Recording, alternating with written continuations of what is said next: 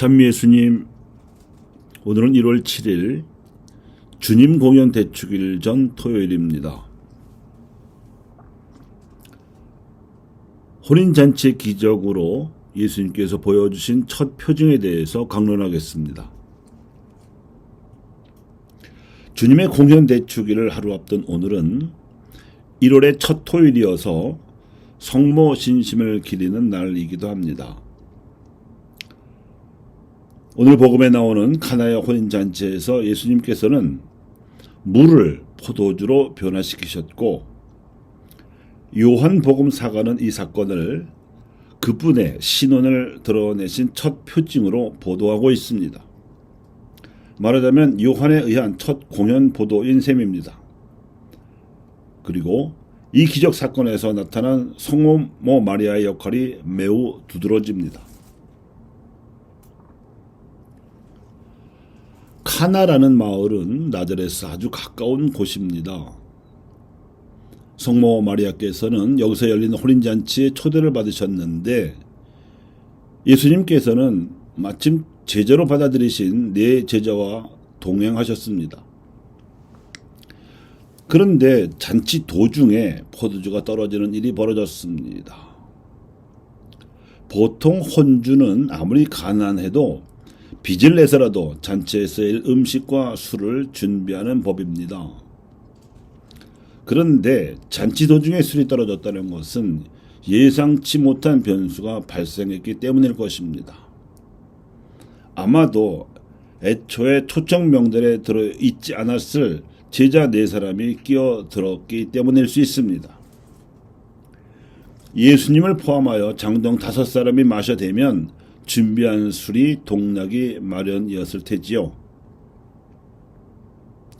아무튼 이를 눈치채신 성모님께서 넌지시 예수님께 다가오셔서 포도주가 떨어졌다고 알리셨습니다. 결자 해지의 원칙에 따라서 술을 떨어뜨리는 사람들이 술을 보충해라는 지시였겠지요. 그런데 평소에 어머니께 순종적이시던 예수님께서 웬일인지 아직 저의 때가 오지 않았습니다 하는 완곡한 말씀으로 거절하셨습니다. 이미 제자들과 함께 거나하게 취기가 오르셨을 터인데 성모님께서 갑자기 근무하기를 요청하시자 버티신 것이지요. 하지만 성모님께서 보시기에는 포도주가 떨어지게 된 원인이 예수님께서 동행한 제자들 때문이라고 생각하셔서 그랬는지 그분의 완곡한 사양에도 불구하고 막무가내로 밀어붙이셨습니다.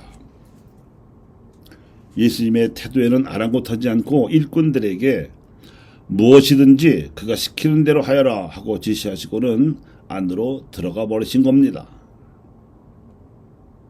하는 수 없이 예수님께서는 일꾼들에게 물독에 물을 채워라 하고 명하시고는 과방장에게 갖다 주라고 이르셨습니다. 물을 포도주로 변화시키는 별다른 행위도 없이 그저 예수님의 심중으로 기적이 일어난 것입니다. 이를 보고 있던 제자들에게 물이 포도주로 변하는 것보다 더한 기적이 일어났습니다. 제자들이 비로소 예수님을 신적 권능을 지으신 분으로 믿는 변화가 일어난 것입니다. 요한복음사가에게는 이것이 물이 포도주로 변화되는 일보다 더 중요한 일이었습니다.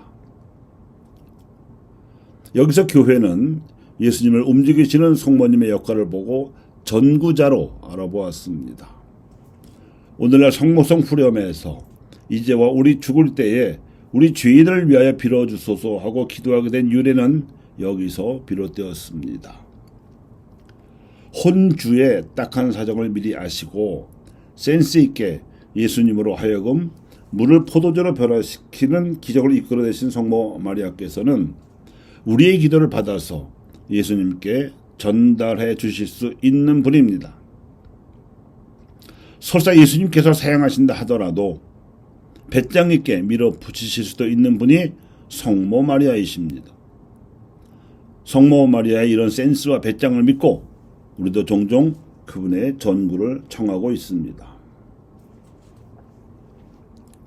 그런데 성모 마리아의 전달 기도가 정말 필요한 분야가 오늘 복음의 상황이 된 혼인입니다. 가톨릭 교회 혼인 예식을 미사로 행할 경우에 복음으로 읽는 대목은 마태복음 19장 1절에서 9절에 나오는 혼인과 이혼 가르침입니다.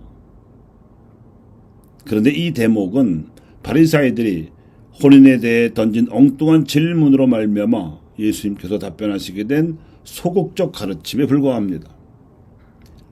바리사이들은 무엇이든지 이유만 있으면 남편이 아내를 버려도 됩니까? 하는 고약한 질문을 던졌고, 이 질문에 대해 예수님께서는 하나님께서 맺어주신 것을 사람이 갈라놓지 못한다고 원론적으로만 답변하셨을 뿐입니다.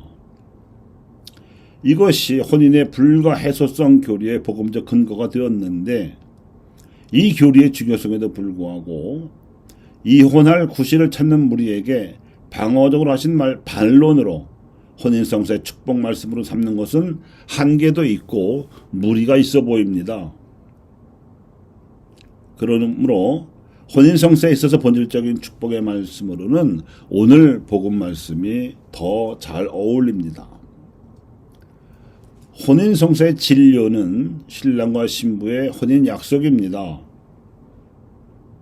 이 혼인이 진실의 뜻으로 이루어지는지, 또 죽는 날까지 항상 함께 할 것인지, 그리고 자녀들에게 하나님의 관에 가르칠 것인지, 이 세 가지 약속입니다.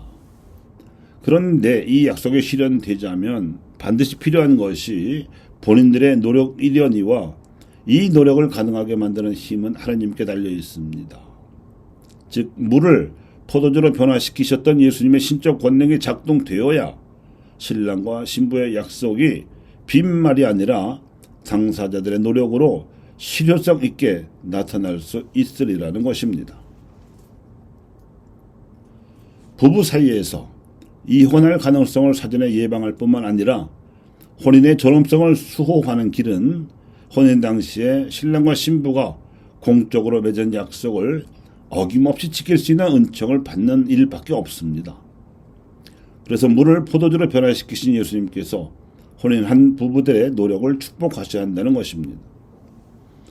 이렇게 하여 성화된 가정이야말로 세상에 예수님께서 그 가정에 살아계심을 드러내는 확실한 공현이 됩니다. 교우 여러분, 여러분의 가정이 성화되기를 바라십니까? 그러면 지금부터라도 가족이 한데 모여 기도하는 일을 소홀히 하지 마십시오. 그래야 축복을 받을 수 있습니다.